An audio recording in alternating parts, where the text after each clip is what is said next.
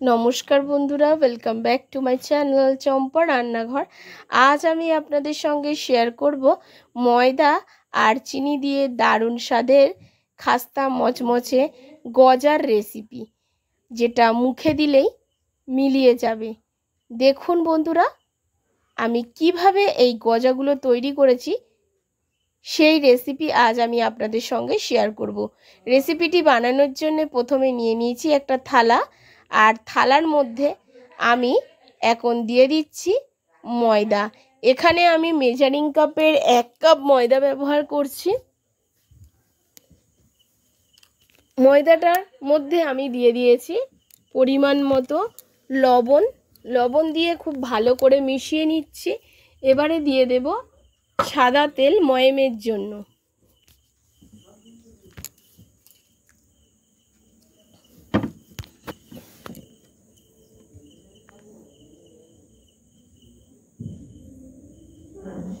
সাদা তেলটা দিয়ে খুব ভালো করে ময়দাটার সঙ্গে আমি ময়াম দিয়ে নিচ্ছি। দেখতেই পাচ্ছেন, এতে কিন্তু গজাগুলো খুব ক্রিস্পি হবে। এবার অল্প অল্প জল দিয়ে একটা ডো তৈরি করে নেব। একটা সফট ডো আমি এখানে তৈরি করে নেব।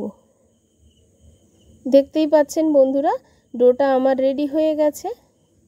কতটা সফট হয়েছে নিশ্চয়ই দেখতে পাচ্ছেন। এবার এই ডোটাকে আমি দুভাগে ভাগ করে নেব।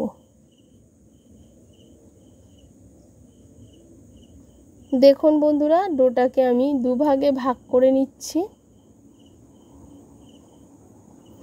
নিয়ে একটা ভাগ নিয়ে আমি রুটির মতো করে বেলে নেব। একটু মোটা থিকনেস রেখে এটাকে আমি রুটির মতো করে বেলে নিচ্ছি।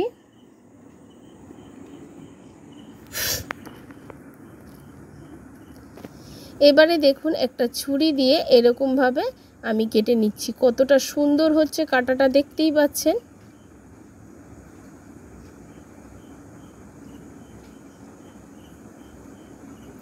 এবারে এটাকে আমি একটু তেরচা করে কেটে নিচ্ছি। আপনারা আপনাদের পছন্দের মতো ডিজাইন বা সাইজ করে এই গজাগুলোকে কেটে নিতে পারেন।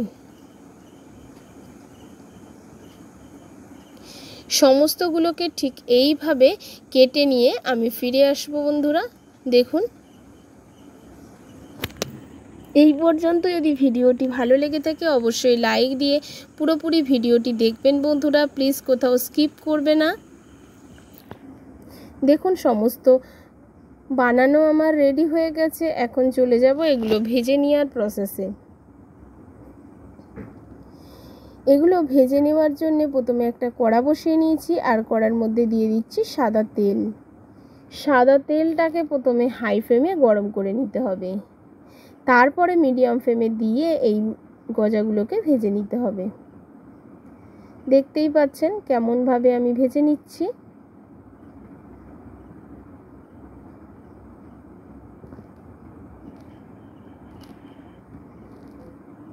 এগুলো যেন লালচে না হয় বন্ধুরা, এপিট ওপিট করে উল্টে মোটামুটি লাল হওয়ার আগের মুহূর্তেই নামিয়ে ফেলতে হবে।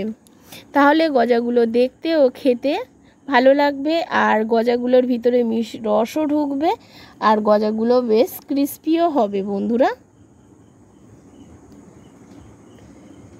দেখতেই পাচ্ছেন, এইভাবে আমি সব গজাগুলোকে ভেজে নিচ্ছি।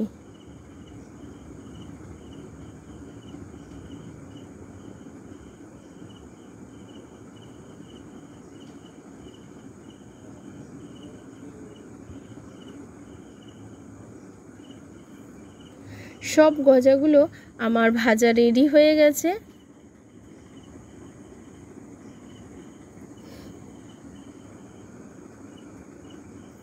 এবারে এগুলোকে তুলে নিচ্ছি।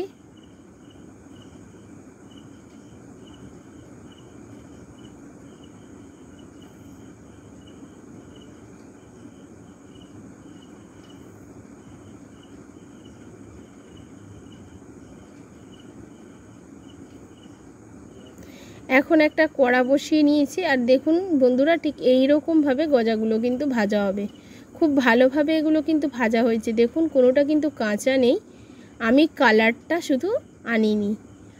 এখন একটা কড়া বসিয়ে নিয়েছি আর কড়ার মধ্যে দিয়ে দিচ্ছি 1 কাপ মেজারিং কাপের 1 কাপ চিনি। চিনির মধ্যে দিয়ে দেব 1 কাপ জল। চিনি আর জলটাকে খুব ভালো করে ফুটিয়ে নেব।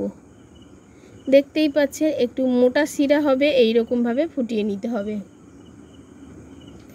তারপরে ওই গজাগুলোকে দিয়ে মিষ্টি রসের সাথে খুব ভালো করে মিশিয়ে ফেলতে হবে। তারপরেও প্রায় 2 থেকে 3 মিনিট আমি গজাগুলো দিয়ে একটু ফুটিয়ে নিচ্ছি। এমন হবে চিনির একটা আস্তরণ এই গজাগুলোর গায়ের উপরে পড়ে যাবে, তাহলেই গজাগুলো বেশ ক্রিস্পি আর সুন্দর খেতে লাগবে। একটু রস রস আছে, ঠান্ডা হলেই একদম এর গায়ে একটা লেয়ার পড়ে যাবে চিনির, তবেই কিন্তু এই গজাগুলো খেতে দারুণ টেস্টি হবে বন্ধুরা।